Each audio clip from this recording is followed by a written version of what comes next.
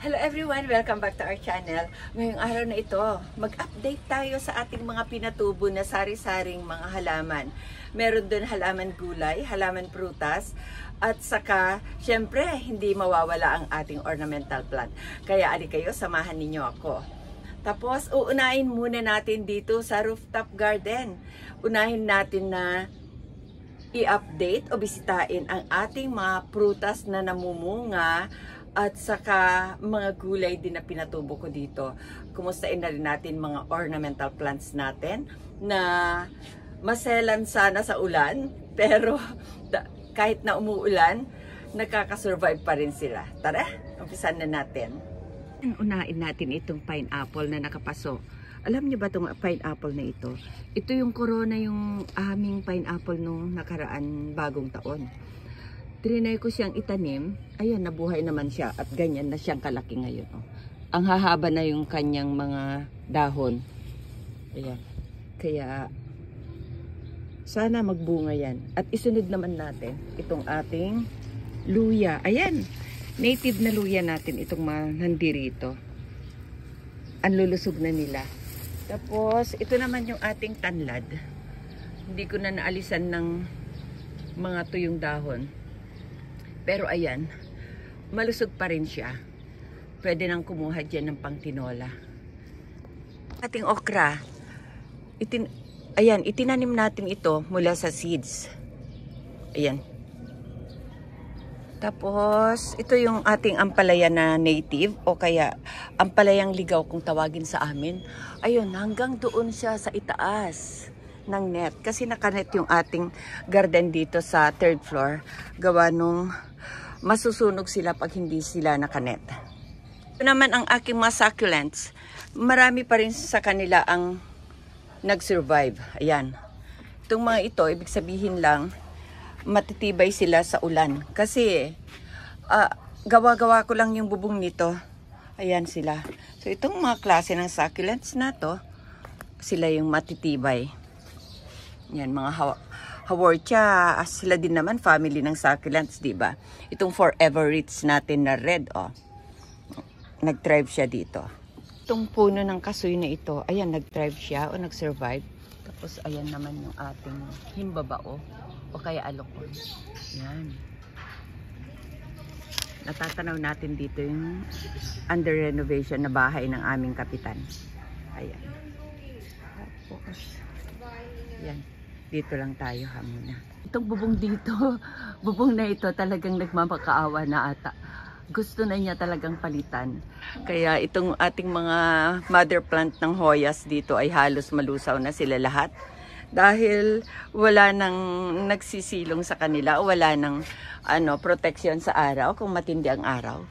Tapos ito naman, ayan, nag-survive din itong mga ito kahit nagdaan ng tag-araw, tag-ulan, ayan. Tapos, tingnan nyo. Nahulog na.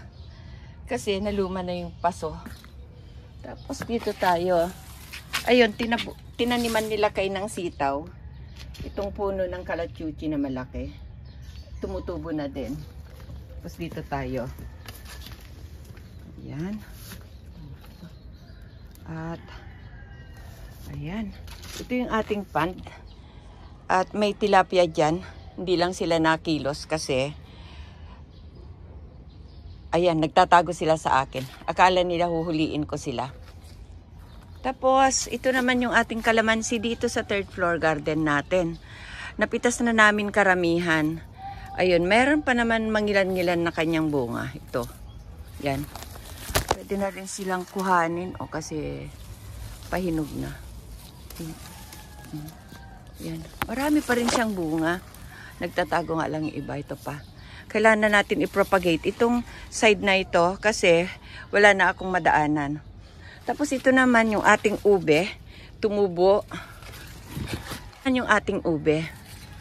Hindi maganda yung pagkakalagay namin ng bubong. Gawa nga, ang improvise lang namin ni Lolo. Ino-order lang namin online yan. At kung saan yung alam namin na matindi ang araw, ay nilalagyan namin ng net. Kaya ayan, may net na green, may net na black. Kasi nandito nga tayo sa ating rooftop garden. Nasa 3rd floor tayo. So ito, balik tayo. Ito tayo ulit sa ating kalamansi. Ayan, oh, ang dami pa ring bunga. Pero maliliit pa. May mga mangilan-ngilan tayo dito na mga herbs. Gaya nito Gotu Kola. At meron din ibang pangalan nito na scientific name. Tapos, ang taas niya dito ay itong mabolo. Galing pa yan sa norte. Sa bakuran ng aking nanay, tumubo lang yan. Mabolo, kung sinong nakakaalam sa inyo ng mabolo. At nakakakilala. Ayan, mabolo ito. Galing sa norte, sa province namin. At dito tayo. Tingnan nyo naman yung aking monstera, dubia, nakarating na dyan sa wall, ang taas-taas na. Siguro nasa 8 feet na yung taas mula dito sa kinatatamnan. Ayan, mula dyan, kung napapansin nyo, nandyan siya nakatanim. Tapos umakyat siya dyan hanggang doon sa ang taas-taas. Ayun, may kasama pa siya doon na ano ba to? Golden pothos. Tapos ang laki-laki na rin. Nagdambuhala na. Tapos yung iba dito na palm, pinatanggal ko na kasi masyado nang mabigat. Marami pa akong patatanggal dito sa totoo lang. Ito yung dating palm, golden palm. Tapos ito yung ginawa natin dati na cortina o yung ano, string of coins na ano ba to? String of coins na isang klase ng air plant para medyo makaveran yung red building sa kapitbahay. Pero okay lang naman, hindi naman pangit yung red, pero para lang magkaroon din ng privacy dito kasi meron silang maliit na window doon. Para lang magkaroon din tayo ng privacy dito. Tapos itong ating monstera deliciosa, ayan siya. Nakatanim siya dyan. Ayan. Tapos, ayan, ang ganda na rin ang ating mga tanim sa bandang baba. Yung moss, angel moss, saka itong ating, yan. Ang gaganda din. Ganda-ganda ako sa kanila. Tapos, itong ating mga potos, sari-saring potos, ito na sila. Grabe, ang dami-dami. Hanggang sa ano na sila, hanggang sa sahig na. Taas natin. Baka matapakan. Wawa naman. Yan. Ang dami-dami na. Ang lusog-lusog. Ang lulusog nila, oh. Tapos, ito yung ating green wall. Yan yung ating green wall. Na puro monsteras and, philodendrons ang nakatanim dyan. Yung sa wall na yan. Yan. Tapos, sa taas na yan, nandiyan yung ating mga syngonium. Naglalakihan na din. Dahil nga may ginagarden pa ako sa gentry, sa kabilang bayan, hindi ko masyadong naaasikaso na tanggalan ng dahon itong mga ito. Tapos ito, yan, sa taas na yan. Tapos, lumagpas na rin sa taas yung, saka nag-penetrate na yung ating, ano yan, blue, Cebu blue, yung nandun sa taas, nagmukha na siyang, tawag nun? Yung, hindi ko maisip, okay, siya na nga. Okay, tapos ito yung ating chili, oh. Ayan, yung pinakamaanghang na sili, daw yan. At ito naman yung ating sili na talagang yung native na sili natin. Yan.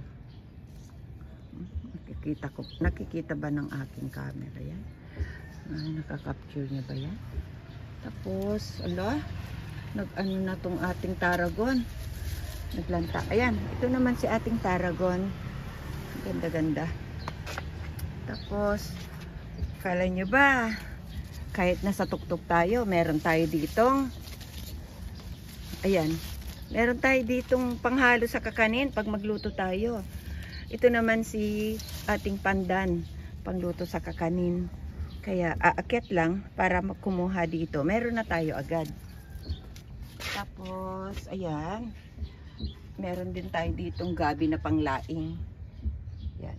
At saka yung blue ternate natin, hindi ko alam kung bakit ganito ang kulay ng kanyang dahon. Pero malusog yung kanyang mga bulaklak. Pwede tayong kumuha dito ng pangtsaa. Okay? Tapos ito yung ating grapes. Yan. Hopefully mapapalaki ko ito. Pero kasi ang dami niyang sagabal. Pero okay lang. Dami niyang sagabal na na mayanas. Pero okay lang yan. Kayang-kaya niya yan. Tingnan nyo naman itong ating bilite. Sobrang laki. Nung araw, itong ganitong kalaki, nasa 35,000 to 40,000 na. Kasi dambuhala na talaga. Tingnan nyo naman. Ayan. Ayan. Dambuhala siya talaga. Pero ito, mura na lang siya sa ngayon. Pero kapag nung araw, 2 years ago, 3 years ago, naku po, sobrang mahal itong philodendron bilite na ito. Tapos, ito yung mangga natin dito sa 3rd floor. Dati, malakas magbunga. Ito, ayan siya.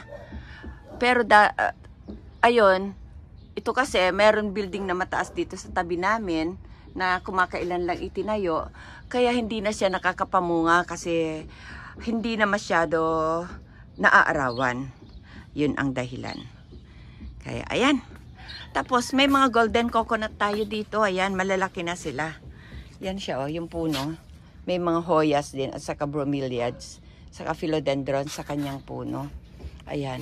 Alam niyo ba, mahigit 20 years na ito. Dala pa din ng aking nanay sa yung golden coconut na yan. Galing pa sa amin din yan, probinsya namin. Ayan, dalawa sila na nandirito. Tapos, 3 bali yan, nandoon sa kabilang part, yung isa na coconut nandun. Medyo iikot pa tayo dun para makapunta tayo. Yan. Yung ating golden coconut dun sa kabila. 3 bali ang ating golden coconut dito sa rooftop natin. Sa baba kasi, puro makapuno na yung mga nandoon. Ayan. Tapos, madami tayong kailangan bawasan dito sa taas talaga. Kasi nga, masyado nang malalaki ang mga puno dito, hindi na rin naaarawan yung iba. Kaya, magbabawas tayo ng mga puno. Gaya nito, puno ng kalachuchi na puti, kailangan bawasan na natin para maarawan naman yung ibang mga halaman natin kasi sobrang laki na siya. Yan. Maghintay lang tayo ng tamang pagkakataon muna. Kasi sa baba pa, nagbabawas si Lolo. Tapos ito, galing ito sa Yuki's Garden, itong na to, itong air plant na ito. O, tingnan nyo naman, ang ganda-ganda niya. Hopefully, mapapadami ko yan kasi may nailipat na ako doon. O, yan. Nalaglag lang na sa kanya yan, o baby niya yan. Tapos, tinanim ko dyan. Tapos, ayan, nag-anak din ulit. Tapos ito, ayan, galing sa Baguio City pa ito. Ayan, o. Ayan, ang dami na rin niya. Yung iba kasi na varieties, medyo nawala at namatay. Okay. Tapos itong ating mga variegated na ating mga rubber plant collection. Yan, o. Ito si Ruby. Ito si Cream. Ito si Moonshine. Ito si Black Prince. Ito si Lemon. Tapos ito si White Tineki. Si White Tineki, hindi ko alam kung bakit dadalawa na lang dahon na natira. Tapos itong klase na ito, nakalimutan ko yung variety nito. Kaya hahanapin pa natin. At tapos ito naman yung ating variegated na banana. Tapos ito yung isang variety ng variegated banana. Parang stripes yung kanyang dahon. Isa din ito sa ating ipapropagate na natin next time. Okay? Tapos ito na yung ating yucca dito sa taas. Na, ayan. Sobrang laki na ulit siya. Na baby lang yan ng mother plant na nandito. Pakita itong water lily na nagbubulaklak ng puti. O, tignan nyo. Tapos itong water lily na ito, ano na yan? Violet na yung bulaklak. Tapos meron din ditong natubo na lotus. Yan, may lotus na tayo ulit dito. Magbabawas lang tayo nitong water lily na ito. Pero hindi masyado babawasan gawa nung pagka naubos ito, naku po, galing pa ng Cagayan yan, galing dala ng aking nanay. Ang taas na yan, nasa 15 feet na siguro itong kalachuchi na ito, tatanggalin na rin natin yan sa susunod. Kasi masyado nang malaki dito sa third floor. Ayan, ito, tingnan nyo. Sabi nga nila, pwede naman daw hindi tanggalin kasi nga, marupok naman ng ano niyan, marupok naman nung kanyang puno. Pag bumagyo naman, tutumba. Ay, sorry. Mapuputol. Hindi yan tutumba na mabubungkal at masisira yung pinagtatamnan na plant box. At masisira din yung wall ng bahay. Hindi naman daw ganun yan kasi marupok nga ang puno ng kalachuchi. Kaya hindi tayo dapat mag-alala gawa ng, sabi nga, hindi nga yan tutumba kasi madali lang maputol. Okay? Yung ating Brazilian cherry, hindi ko na siya na-trim. Yan siya. Tapos, parang hindi uulan. Kaya hindi ko alam kung kailangan bang diligin ito. Kasi, mahirap na siyang matuyo. Mag-isa lang siya na malaki na namumunga. Nasa gentry kasi yung isa. Tapos, ito din. Ayan, isa din imported na plant ito. Nakalimutan ko lang yung scientific name ito Napakaganda rin ng bunga nito. Orange. Tapos, ito yung ating bird nest fern. Ang laki-laki na niya at may natuyo na ulit. Di ko na rin naalisan ng dahon na tuyo.